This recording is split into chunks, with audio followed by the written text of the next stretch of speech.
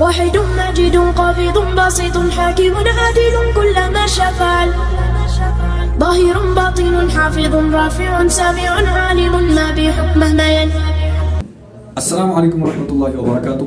शुरू करते हैं आज की क्लास पॉइंटर्स की। और एक क्लास होने वाली है जो कि कल हमने ऑलरेडी डिस्कस किया है कि what is pointer and what are its advantage and disadvantage, और साथ में हमने इसके ऊपर प्रोग्राम्स भी किए थे।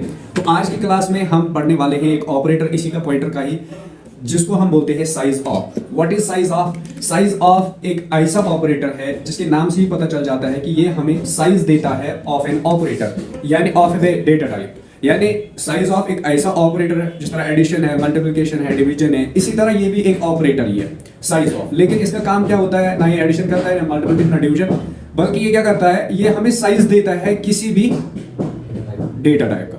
जैसे अगर आप इसकी डेफिनेशन पे देखोगे, the size of is a keyword, ये कीवर्ड है, ऑपरेटर है, but it is a compile time operator. यानी असल में तो है ये एक कीवर्ड, यानी साइज ऑफ। कीवर्ड किसको बोलते हैं? यानी जो जिसकी कोई फंक्शन होती है, दैट इज अ कीवर्ड। ठीक है, कोई भी वर्ड आपने लिखा, जैसे सी आउट है, सी आउट इज अ कीवर्ड। हालांकि उसकी मीनिंग अगर आप दुनिया में देखोगे तो कहीं भी सी आउट की कोई मीनिंग नहीं है, लेकिन that is a keyword defined in a C plus plus programming. Similarly we have size of. Size of C में भी चलता है और सी प्लस प्लस में और बाकी प्रोग्रामिंग में भी। और ये क्या है? Compile time operator. Compile time operator का मतलब क्या होता है? जब हमारा प्रोग्राम एग्जीक्यूट होता है, कंपाइलेशन जब उसकी होती है, तो at that time it works as an operator that determines. इसकी फंक्शन क्या होती है? That determine the size in bytes of a variable. यानी ये हमें किसी भी वेरिएबल का साइज पता करके देता है, यानी कि किस वेरिएबल का कितना साइज है, तो ये हमें वो चीज दे देता है in the form of bytes, यानी बाइट्स में। ठीक है, तो that's why we call it size of. यानी हम ये साइज देते हैं, ऑफ का मतलब है का, यानी किसका। फिर हम आगे दे देते हैं उस डेटा टाइप का नाम जिसका हमें साइज पता करना होता है। The size of operator can be used to get the sizes of classes. यानी इसकी मदद से हम, ये जो ऑपरेटर है, इसकी मदद से हम साइज पता कर सकते हैं। किन का? क्लासेस का, स्ट्रक्चर्स का, यूनियंस का, and other any other user defined data types, जैसे integer, character, float, double, strings and arrays. उन सब का हम साइज पता कर सकते हैं by using this size of operator. बात आई समझ? So let us go for the syntax of the pointer, sorry syntax of the size of. तो यहां पे क्या है? साइज ऑफ, फिर क्या लिखते हैं हम आगे? डेटा टाइप, यानी साइज ऑफ डेटा टाइप। किस डेटा टाइप का हमें देना है वो हम आगे देते हैं। साइज ऑफ का मतलब है साइज दे दो, किसका? आगे जो है वो उस ब्रैकेट के अंदर हम दे देते हैं। So let us go for the example. Example आपकी स्क्रीन पे है, आप देख सकते हो कि हमने यहाँ पे डायरेक्टली सी आउट यूज किया है। हमने लिखा size of character is equal to, यानी colon size of char.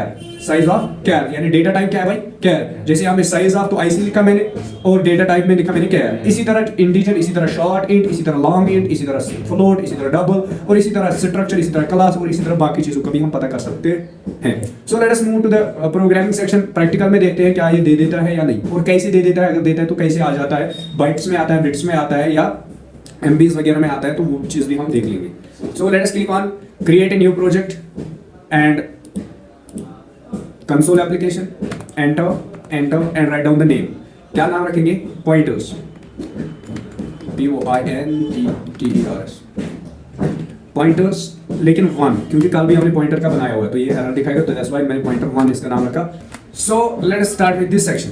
Directly हमें सी आउट करना है, तो लेट अस यूज सी आउट। अभी हम कोई भी वेरिएबल वगैरह नहीं ले रहे, तो सी आउट के साथ साथ यहाँ पे हम यूज करेंगे यानी टेक्स्ट, तो हम लिखेंगे साइज ऑफ, हाँ साइज ऑफ, पहले लेंगे इंटीजर का। साइज ऑफ इंटीजर इज, क्या है साइज, उसके बाद यहाँ पे स्पेस दे देते हैं, and then use these two operators. और इसके अंदर हम लिखेंगे यही वेरिएबल जो कि आज हम पढ़ने वाले हैं, साइज ऑफ। देखो वहीं से आ रहा है कि नहीं आ रहा है? साइज ऑफ, एंड देन उसके बाद ब्रैकेट्स, और ब्रैकेट्स के अंदर देंगे इंटीजर, यानी इंटीजर का हमें आप साइज बता के दो। तो उसके बाद फिर से ये ऑपरेटर्स करेंगे और इसके अंदर लिखेंगे स्लैश एन, या एंड आप दोनों आप यूज कर सकते हो। So use here slash n and close. Let us save it and execute it. जैसे हम इसको रन करते हैं तो आप देखो इसने क्या दिया? साइज ऑफ इंटीजर इज 4, यानी ये 4 क्या है? अब बाइट्स, क्या है? 4 बाइट्स, यानी हमारे एक इंटीजर का साइज जो होता है वो 4 बाइट्स होता है। So let us use again C out and then उसके बाद फिर से अब हम ले लेते हैं दूसरे का साइज। किसका लेंगे? साइज ऑफ कैरेक्टर का, char is, size of char is, and then यहां पे इसी तरीके पर साइज ऑफ लेंगे, साइज ऑफ कैर। ठीक हो गया। Now similarly use these two साइंस एंड यूज, चलो एंड ले लेते हैं इसमें, एंड और इनमें कोई फर्क नहीं। Press F8, now you can look to your screen, size of character is 1, जो कि बार बार हम पता करते हैं। ठीक है, सो उसके बाद और एक सी आउट ले लेते हैं और इसके अंदर भी इसी तरीके पर साइज ऑफ, अब किसका लेंगे, शॉर्ट इंट इज, और उसके लिए यहां पे लेंगे शाबाश साइज ऑफ, और उसके बाद bracket short SHORT short int, ठीक है। Now let us close this, save it, press F8, 2 bytes है शॉर्ट का, ठीक है। सो यहाँ पे हमने सिलेक्शन यूज करना होगा, यहाँ एंड है, बाहर नहीं अंदर, and so close this section, save it, press again enter, और एक सी आउट ले लेते हैं, COUT, C out, and then size of long int is, देखो ये ऐसे आ रहा है, ठीक है, because of brackets, size of long int is, तो इसके लिए क्या लिखेंगे हम आगे, साइज ऑफ और ब्रैकेट्स, असल में यहाँ पे स्पेस डालने की जरूरत नहीं है, ठीक है, size of long int, then यहाँ पे and close, save it, press F8। तो आप देखो लॉन्ग इंट का कितना है 4, शॉर्ट का 2 है, लॉन्ग का 4, आया समझ। तो इसी तरीके से आप किसी भी यानी डेटा टाइप का साइज पता कर सकते हो। तो एक और एक का ले लेते हैं, जैसे सी आउट, अब हम लेते हैं डबल का, size of double is, double का साइज क्या है, तो उसके लिए क्या लिखेंगे, size of double, use brackets, double DOU, ठीक है, double, and save it, press F8। Now ये आ गया डबल का, देखो साइज ऑफ डबल इज 8, समझ आया। तो इस तरह से आप किसी भी चीज का यानी किसी भी डेटा टाइप का साइज पता कर सकते हो by using the operator size of, यानी साइज ऑफ, और उसके बाद दे देना है उस वेरिएबल का नाम, आया समझ, that is it. Now let us move to the next section. So we have next one which is known as reference variable. What is reference variable? A reference variable is an alias. Alias का मतलब होता है secondary name. That is another name. ठीक है, ये लिखा हुआ है. That is another name for an already existing variable. यानी एक वेरिएबल ऑलरेडी डिक्लेयर किया हुआ है, उसी का हम दूसरा नाम, यानी जैसे एक बंदे का नाम है, आप समझ लो कि किसी का नाम एजाज है, ठीक है, तो कश्मीरी वाले क्या कहते हैं, तेमिश वाला एजो, तो ये जो एजो है ना, that is the secondary name जिसको हम बोलते हैं एलाइस, ठीक है। या इसी तरह किसी बच्चे का नाम जैसे एजाज ही है, लेकिन माँ उसको एजाज नहीं बोलती, क्या बोलते हैं, बस एजाज सो। तो ये जो एजाज सो है ना, तो ये भी एक तरह का क्या है, शाबाश, एलाइस, या जिसको हम बोलते हैं अनदर नेम। और भी नाम होते हैं ना, जैसे कश्मीरी तो बहुत सारे नाम है, जिगर है ना, तो इस तरह के नाम जो कहते हैं, तो these are known as alias, ठीक है। So name for an already existing, जो ऑलरेडी एग्जिस्टिंग वेरिएबल होगा उसी को दूसरा नाम दे देना, that is called a reference, ठीक है। रेफरेंस का मतलब होता है किसी चीज को दूसरी चीज के साथ रेफर करना, दूसरी चीज के साथ रेफर करना। वहां से रेफरेंस इज इनिशियलाइज्ड, जब भी हम रेफरेंस को इनिशियलाइज करते हैं विद अ वेरिएबल, दूसरे वेरिएबल के साथ, आइदर द वेरिएबल नेम और the reference name may be used to refer to the variable. यानी जब हमने किसी वेरिएबल का रेफरेंस बनाया, अब हम चाहे डायरेक्टली वेरिएबल को कॉल करें या उसकी रेफरेंस को कॉल करें, दोनों सूरतों में उस वेरिएबल को हम एक्सेस कर पाएंगे, यानी उस वेरिएबल को हम डिस्प्ले कर पाएंगे, या कोई भी ऑपरेशन करना हो तो by using the variable name या रेफरेंस, वेरिएबल नेम इस्तेमाल करो या रेफरेंस नेम इस्तेमाल करो, दोनों सूरतों में क्या होगा, उसी वेरिएबल को हम एक्सेस कर पाएंगे।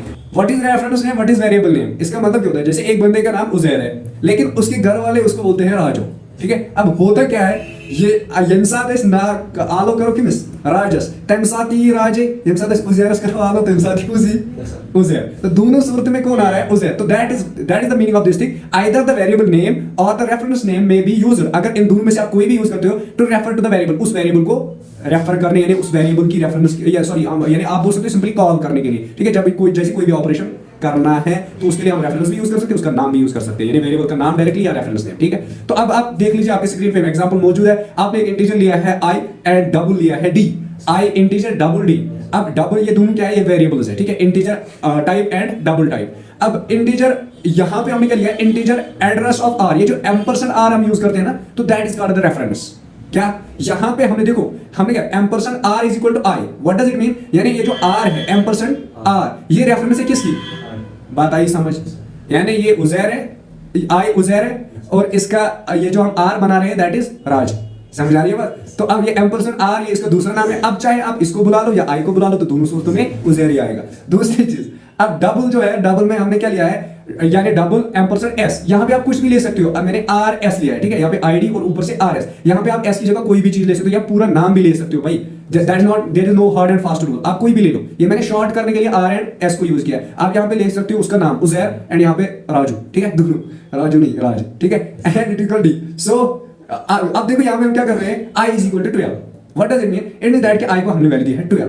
अब देखो दोनों सूरत, जब हम सी आउट करेंगे वैल्यू ऑफ i, पहले किसको प्रिंट कर रहे हैं भाई, i को, तो i के अंदर क्या है 12, तो प्रिंट क्या होगा 12। अब दूसरी सूरत में हम क्या करते हैं, यहाँ पे फिर से c out value of i reference. अब हम रेफरेंस को कॉल करेंगे, यहाँ पे r को कॉल कर रहे हैं जो कि रेफरेंस है i की, तो प्रिंट क्या होगा i के अंदर क्या है, तो दैट मींस कि दोनों सूरत में 12 आएगा। Let us see in the practical example.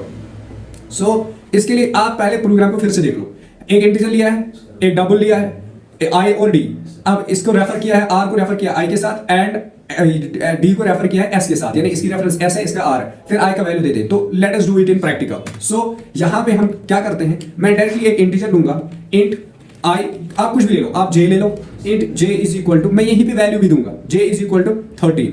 वहां पे मैंने 12 दिया था, यहाँ पे मैं दे रहा हूँ 13। और दूसरा जो है, मैं दूसरा लूंगा डबल, और उसके लिए डबल में नाम रखूंगा के, ठीक है। आप पूरा नाम ले सकते हो, जैसे काइट ले लो, हमें कोई परवाह नहीं है इसकी, ठीक है, काइट ले लो, इससे भी कोई फर्क नहीं पड़ेगा। काइट इज इक्वल टू 25, ठीक है, तो दैट इज इट। अब यहाँ पे मैंने दो वेरिएबल्स ले लिए। मैंने क्या बताया कि अब हम इसको रेफर करेंगे, यानी रेफरेंस देंगे। तो रेफरेंस कैसे दे देते हैं हम, शाबाश, हम लेते हैं वही डेटा टाइप जो ऊपर लिया है, और उसके बाद एम्परसेंड, एंड देन पहले जिससे हम रेफर करना चाहते हैं, यानी जे को किसके साथ रेफर करेंगे, इसको मैं करता हूं रेफर के के साथ, यानी k is equal to i, sorry j. अब जो जे के अंदर है वो आ गया के के अंदर, यानी इसकी रेफरेंस बन गई। और सिमिलरली मैं डबल लूंगा, और डबल के अंदर यहां पे और एक रेफरेंस लूंगा, यानी एम्परसेंड, शाबाश, एम्परसेंड एम, एम्परसेंड एम। यहां पे आप पूरा नाम भी ले सकते हो, जैसे आप लिख लो उज़ैर को ही, HUZAIR, उज़ैर, ठीक है, ampersand Uzair is equal to, शाबाश, काइट, सही है। तो ये हमने रेफर किया। अब हम करते हैं सी आउट। सी आउट में हम पहले करेंगे प्रिंट किसको, चलो हम लिखेंगे value of Uzair, simple Uzair, UZAIR, HUZAIR, value of Uzair is, पहले हम इसका उज़ैर का डायरेक्टली वैल्यू लेंगे। तो अगर मैं यहाँ पे जे को प्रिंट कर रहा हूं, तो बताओ क्या प्रिंट होगा, 13, एग्जैक्टली। लेट अस सी, कोई एरर तो नहीं है, क्या हुआ भाई, वैल्यू ऑफ उज़ैर इज 13, तो ये तो आ गया डायरेक्टली। अब हम करते हैं इसकी रेफरेंस को कॉल, ठीक है, कैसे करते हैं भाई, वैल्यू, पहले double quotes, value of Uzair, फिर से उज़ैर ही लेंगे,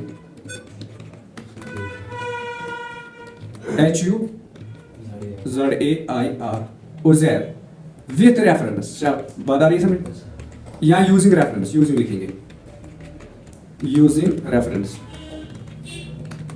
रेफरेंस इज REFERENC। तो अब मैं रेफरेंस किसको यूज करूंगा भाई, एग्जैक्टली, वी विल यूज के एंड क्लोज इट। और ऊपर मैं यहां पे यूज करूंगा एंड एल, किस लिए भाई, exactly, and L and close पे किया हुआ है। सो प्रेस F8। अब आप देख लो दोनों सूरतों में रिजल्ट क्या आ रहा है, 13 और 13, बात आई समझ। तो ये हो गया एक। दूसरा क्या है, अब हम करते हैं डबल को, ठीक है। डबल के अंदर हम वैल्यू लेते हैं 25.5, क्योंकि डबल इसीलिए यूज होता है, 25 पॉइंट, यानी कोई पॉइंटिंग वैल्यू लेना, ठीक है। सो अब इसके लिए सिंपली हम क्या करेंगे, सिंपली मैं यहाँ पे सी आउट करूंगा फिर से, और सी आउट में पहले कॉल करते हैं किसको, पहले डायरेक्टली करेंगे वैल्यू ऑफ उज़ैर, फिर से इज, और क्या वैल्यू है भाई, वेरी गुड, नाइस, ऑसम। और यहां पे and L and close, press enter again, फिर से सी आउट करेंगे, एंड देन यहां पे डबल कोट्स के अंदर वैल्यू ऑफ, फिर से उज़ैर विथ, या फिर आई लिया विथ, या यूजिंग रेफरेंस, विथ ही लिखते हैं दोनों, रेफरेंस, रेफरेंस। जब हम रेफरेंस देंगे तो उस टाइम पे क्या यूज करना है भाई, एग्जैक्टली, HUZAIR, यही था ऊपर, हो गया। Save it, press F8। तो दोनों सूरतों में आप देखो, यहाँ पे भी 25 आएगा और यहाँ पे 25, ये ऊपर इसी के साथ आ गया बिकॉज ऑफ एंड एल, हमने इसके अंदर एंड एल यूज नहीं किया है, so use endl, save it, press F8, now look 13 13 25 25, ठीक है, जो भी वैल्यू होगा तो वो प्रिंट हो जाएगा। अब यहाँ पे देखो रेफरेंस को हमने उज़ैर बनाया रेफरेंस, अब अगर आप यहाँ पे H कैपिटल लिखते हो तो क्या होगा, यहाँ पे एरर आएगा, देखो एरर दिखा रहा है, क्यों, क्योंकि हमने रेफरेंस किस नाम से बनाई, स्मॉल h से, लेकिन यहाँ पे कॉल कर रहे हैं कैपिटल H को, तो that's why it will not work, it is showing us an error. बात आ रही है समझ? तो इसका मतलब ये है कि जिस तरीके पर, दिस इज केस सेंसिटिव, इसी को बोलते हैं केस सेंसिटिव, यानी अगर आपने वेरिएबल कैपिटल में किया है फिर यहाँ पे स्मॉल करते हो तो उस सूरत में भी नहीं होगा, अगर आपने ऊपर स्मॉल किया है डिक्लेयर और नीचे कैपिटल करोगे तो उस सूरत में भी ये डिक्लेयर यानी एरर दिखाएगा। बात आ रही है समझ? तो that is called case sensitive. Case का मतलब upper case and lower case, यानी कैपिटल एंड स्मॉल, तो दैट वेरीज, ठीक है। अंदर आप कोडिंग के अंदर, यानी ये जो डबल कोड्स है ना, डबल कोड्स के अंदर आप कुछ भी लिख लो, चाहे स्पेलिंग सही हो या गलत हो, ये डबल कोड्स यहाँ से लेकर यहाँ तक, इनके अंदर आप कुछ भी लिख लो ना, वो वैसे ही प्रिंट हो जाएगा। जैसे आप लिख लो ये नंबर, कोई भी आप एंटर करोगे तो ये नंबर ऐसे ही प्रिंट हो जाएगा। यहाँ पे क्यों एरर है, अच्छा वो अभी ओपन नहीं है, ठीक है। सो प्रेस F8, आप देख लो ये नंबर क्या है, वैल्यू ऑफ यूजर इज 34534, आप उसके अंदर कुछ भी लिखोगे ना तो वो प्रिंट हो जाता है वैसे ही, चाहे सही हो या गलत हो। अभी देखो मैं इसके ये जो साइनस है ना, ऊपर वाली शिफ्ट वाली साइनस, अगर मैं इनको भी एग्जीक्यूट करना चाहूँ ना तो ये भी एग्जीक्यूट हो जाएंगे और ऐसे होंगे, ये देखो @ डॉलर वगैरह वगैरह है ना, M%, तो ये डबल कोड्स के अंदर। लेकिन अगर आपने यही चीज बाहर लिखी यहाँ पे कहीं पे भी तो वो एरर दिखाएगा उस टाइम पे और वो एग्जीक्यूट नहीं होगा। बात आ रही है समझ?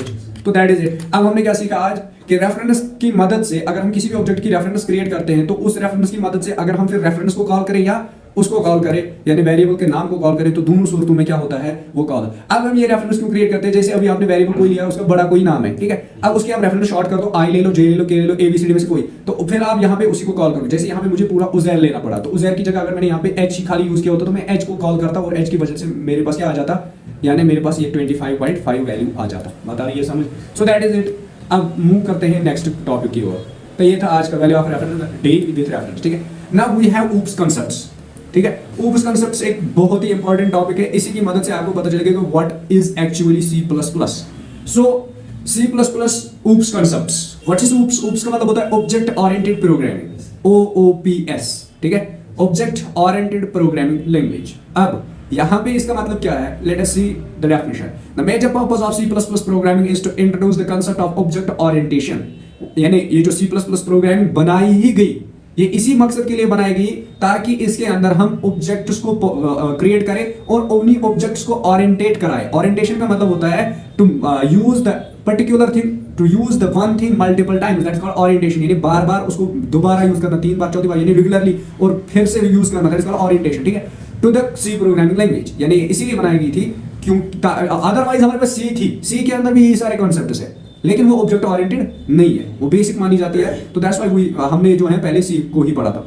अब ये इसी का इंटीग्रेटेड पार्ट है C++, यानी C को अपग्रेड करके C++ बना दिया, और इसकी मदद से हमने क्या किया, इसमें हमने ऑब्जेक्ट्स को क्या बनाया, यानी ऑब्जेक्ट क्रिएट किए और फिर उनको उनकी ओरिएंटेशन की, यानी बार-बार यूज किया, ठीक है।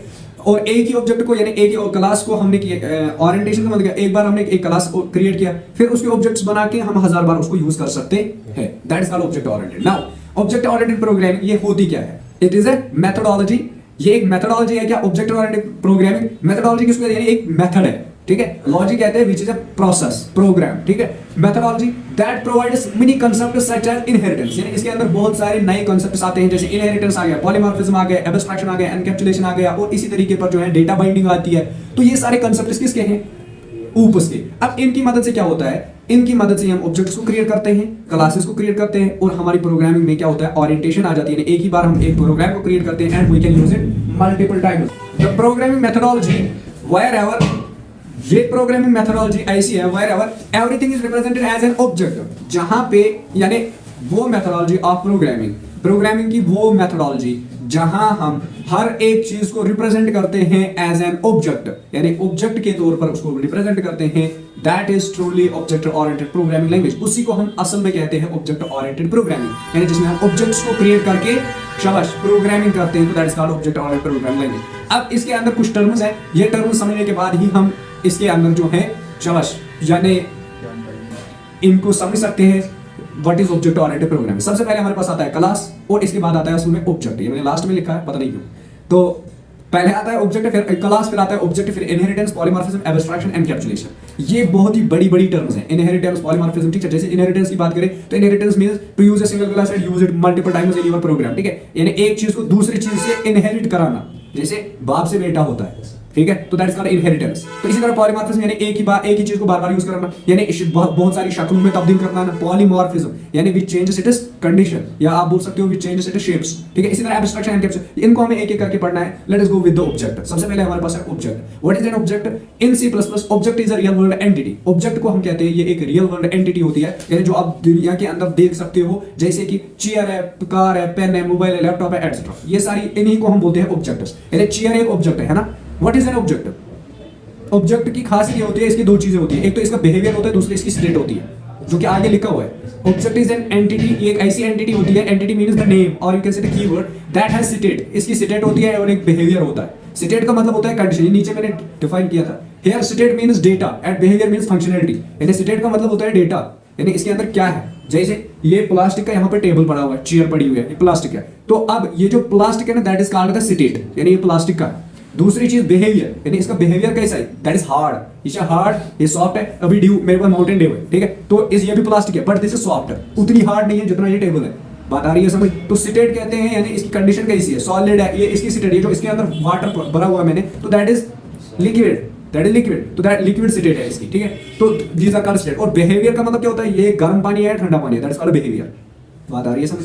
तो दैट ये दो चीजें एक ऑब्जेक्ट के अंदर होती है। आया समझ? स्टेट एंड बिहेवियर आया समझ? कोई क्वेश्चन?